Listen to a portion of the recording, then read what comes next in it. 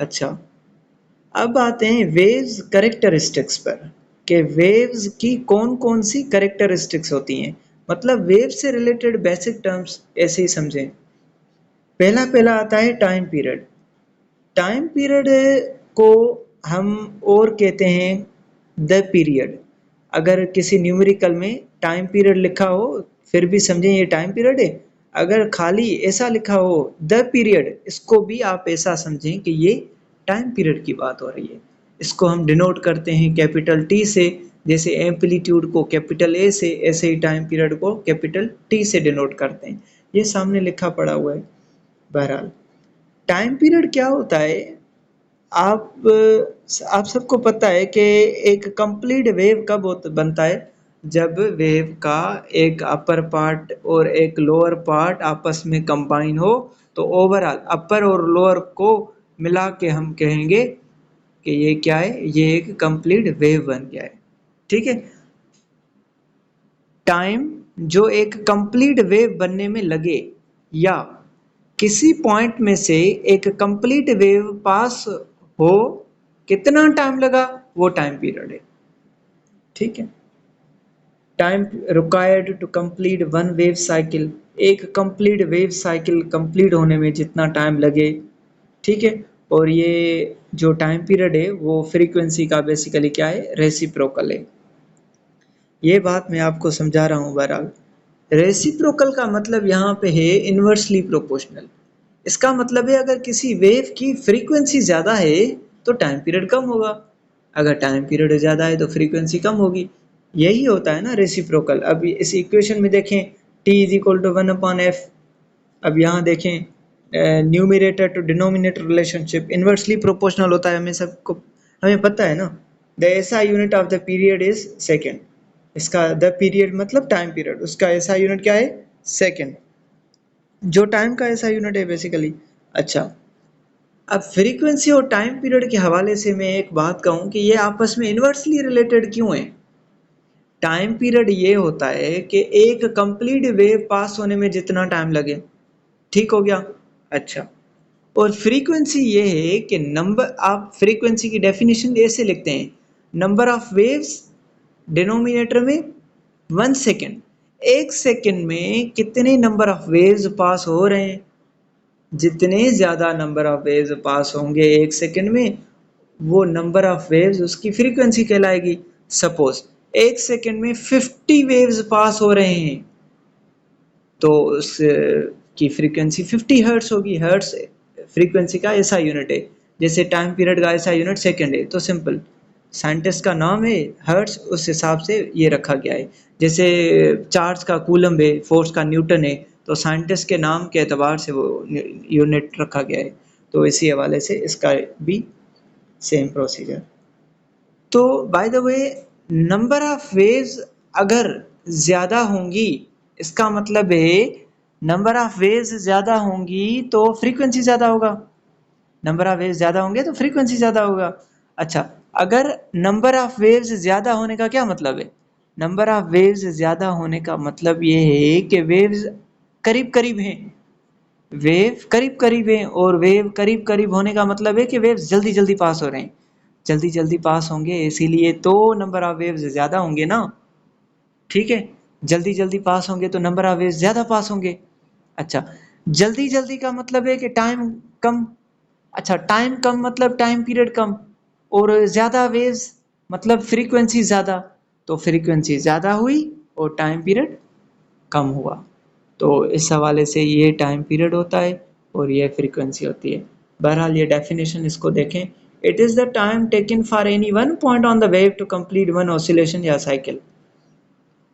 Wave, अच्छा इसकी और जनरल डेफिनेशन भी इस तरह से कह सकते हैं ना कि वेव वेव पर कोई एक पॉइंट लें आप, और दूसरे वेव की भी वो वाली सेम पॉइंट लें, तो एक पॉइंट से दूसरे पॉइंट तक जो टाइम लगा वो टाइम पीरियड है। ये भी ठीक है क्योंकि एक पॉइंट और दूसरा भी वही सेम एग्जैक्टली सेम पॉइंट दूसरे वेव का, तो एक्चुअली वो पॉइंट्स के दरमियान एक वेव कंप्लीट बन जाता है। जैसे एक अपर पार्ट बन जाता है, एक लोअर पार्ट बन जाता है, तो कंप्लीट वेव बन जाती है। ऐसे ही किसी एक पॉइंट को आप टिक करें और दूसरी वेव की भी सेम पॉइंट को टिक करें, तो दोनों पॉइंट्स के दरमियान कंप्लीट वेव बन सकती है, बनती है वैसे भी। बहरहाल, अच्छा, ये फ्रीक्वेंसी और टाइम पीरियड का रिलेशन आपस में डिस्कस करना था, वो तो इस हवाले से ये वेव स्पीड से नीचे देखें फ्रीक्वेंसी, वाइब्रेशन कितने वाइब्रेशंस हुए एक सेकंड में, तो वाइब्रेशन पर सेकंड भी इसका होता है यूनिट, साइकिल्स पर सेकंड, वेव्स पर सेकंड, या इसका नॉर्मली जो पॉपुलर यूनिट है वो हर्ट्ज है, hertz. It is the number of vibrations या साइकिल्स या waves passing in a second. ये रेसिप्रोकल है टाइम पीरियड का, और टाइम पीरियड इसका रेसिप्रोकल होता है। इसका फार्मूला देखें, F is equal to one upon T, और इसका फार्मूला देखें, T is equal to one upon F. तो बेसिकली ये T is equal to one upon F और F is equal to one upon T, it is very important formula according to numericals. जब हम exercise पर आएंगे ना, तो मैं आपको वहाँ पे याद दिलाऊंगा कि हमने टाइम पीरियड और फ्रीक्वेंसी को निकालना है तो कौन सा फार्मूला यूज़ करेंगे।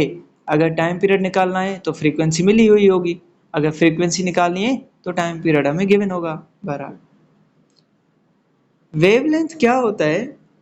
वेवलेंथ को जाहिर करते हैं हम लेमडा से। अच्छा, इसके अल्फा, इसका जो लफ्ज है ना वेवलेंथ, इसको अगर हम ब्रेक करें तो हमें ये पता चलेगा it is the length of a wave या length of a complete wave. एक कंप्लीट वेव की जो लेंथ है ना, लीनियर डिस्टेंस, उसको हम वेवलेंथ कहते हैं, डिनोटेड बाय लेमडा, जो सिंबल है सामने। अच्छा, एक कंप्लीट वेव कब बनेगा? एक कंप्लीट वेव तब बनेगा जब उसका अपर पार्ट और लोअर पार्ट दोनों एक साथ कंबाइन करेंगे तो एक कंप्लीट वेव बन सकता है। लेकिन बनता ही ऐसे है।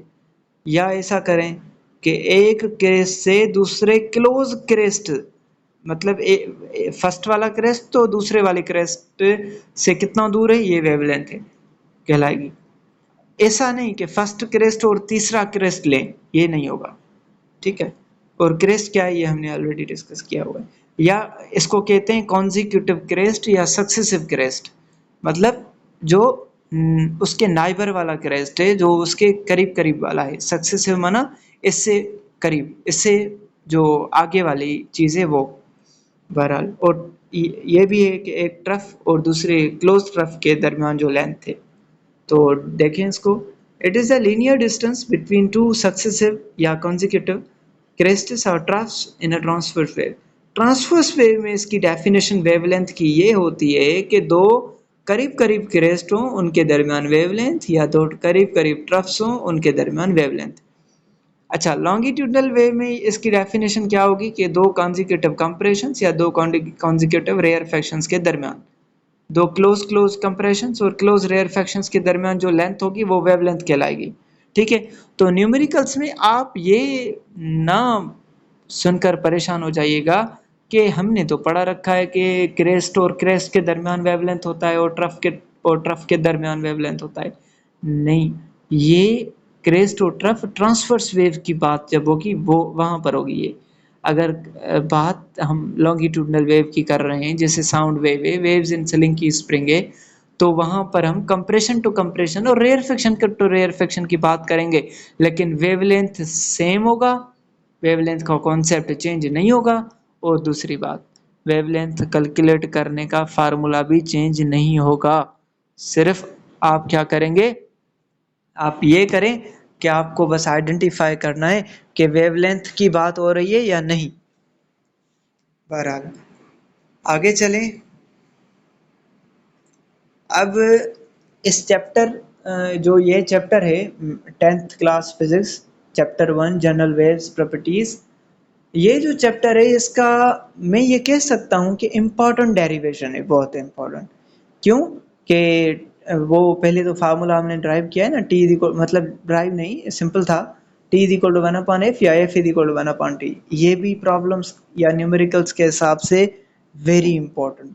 अच्छा, और दूसरा फार्मूला हमारे पास ये है वेव स्पीड का या वेव वेलोसिटी का, एक ही बात है। अच्छा, ये फार्मूला किस हवाले से इम्पोर्टेंट है कि इस फार्मूले में से बहुत सारे न्यूमेरिकल्स आपके हो रहे हैं।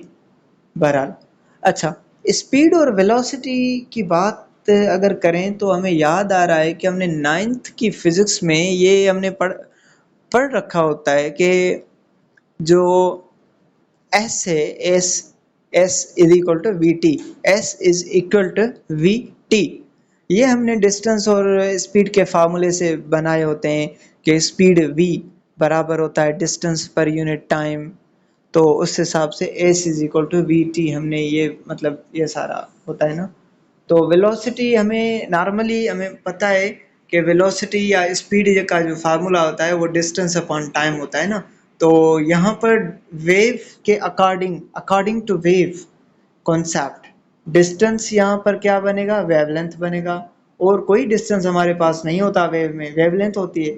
और जो टाइम है ना, जो नॉर्मली स्मॉल टी से हम शो करते हैं, वो हम टाइम पीरियड उसको कह लेंगे।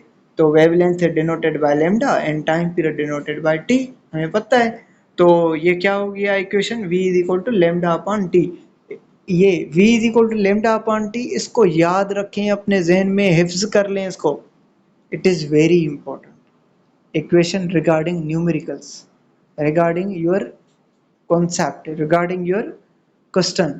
कि अगर क्वेश्चन आ जाए आपके बोर्ड एग्जाम्स में या किसी क्लास टेस्ट में कि ड्राइव वेव स्पीड फार्मूला, तो ऐसे ही बनेगा। बहरहाल, तो एक फार्मूला हो गया ये लेमडा अपॉन टी वाला, ठीक है। अच्छा, और हमें पता है कि एफ बराबर होता है 1/t के, ठीक है। तो अगर इस फार्मूले में लेमडा अपॉन टी वाले फार्मूले में इसको अगर हम ओपन करें तो लेमडा मल्टीप्लाई 1/t हम अलग लिख सकते हैं ना ये। अच्छा, जब अलग लिख सकते हैं हम लेमडा अपॉन टी, तो 1/t के जगह एफ रख दें बस, तो लेमडा इंटू एफ हो जाएगा। तो वेव स्पीड के दो फार्मूले बन गए, एक लेमडा अपॉन टी, एक लेमडा इंटू एफ। तो कौन सा फार्मूला यूज करेंगे डिपेंड करता है न्यूमेरिकल के नेचर पे, कि कौन से वैल्यूज गिवन है, कौन से फाइंड करने हैं। Simple example, speed of light या रेडियो वेव्स या सारे जो इलेक्ट्रोमैग्नेटिक वेव्स होते हैं, उनकी जो स्पीड होती है वो 3 × 10⁸ मीटर पर सेकंड होती है। और याद रखें, इस स्पीड से ज़्यादा अभी तक यूनिवर्स में इससे ज़्यादा स्पीड नहीं पाई गई। The speed of sound wave की जो स्पीड है वो 330 मीटर पर सेकंड है 0 डिग्री सेंटीग्रेड के टेम्परेचर पर। ये टेम्परेचर की बात अगर करें तो ये टेम्परेचर के पर स्पीड वेरी करता है, डिपेंड करता है। टेम्परेचर चेंज होने से स्पीड भी चेंज होता है। ये चैप्टर 2 में हम हमारा टॉपिक है कंप्लीट, तो ये वहाँ पर डिस्कस करेंगे इंशाल्लाह। तो बहरहाल, नेक्स्ट टॉपिक जो है वो है वेव फ्रंट, के वेव फ्रंट क्या होता है, इसका क्या कॉन्सेप्ट है। बहरहाल, उम्मीद करता हूँ कि ये सारी चीज़ें आपको समझ में आई होंगी। तो हमारे मतलब तकरीबन काफ़ी टॉपिक्स हो गए हैं, तो कुछ और थोड़े बहुत अभी भी रहते हैं चैप्टर 1 के। जो जैसे भी चैप्टर 1 के न्यूमेरिकल्स सॉरी, ये टॉपिक्स कंप्लीट होंगे तो हम क्या करेंगे कि आगे न्यूमेरिकल्स पर जाएंगे, फार्मूलाज पर जाएंगे, एग्जांपल्स भी सॉल्व करेंगे, नो प्रॉब्लम। चैप्टर 1 इंशाल्लाह आपको कंप्लीट चैप्टर 1 जो है वो आपको यहाँ पर मिल जाएगा। और चैप्टर 1 कंप्लीट न्यूमेरिकल्स सारा ये वो सब कुछ करके उसके बाद हम चैप्टर 1 का यहाँ पर मैं एमसीक्यूज या ऑब्जेक्टिव टाइप टेस्ट रखूँगा, और यह टेस्ट सॉल्व करेंगे हम। फिर चैप्टर 2 पे जाएंगे, ऐसे ही चैप्टर 3, चैप्टर 4 इंशाल्लाह we will carry out. So best of luck, दुआओं में याद। अल्लाह हाफिज़।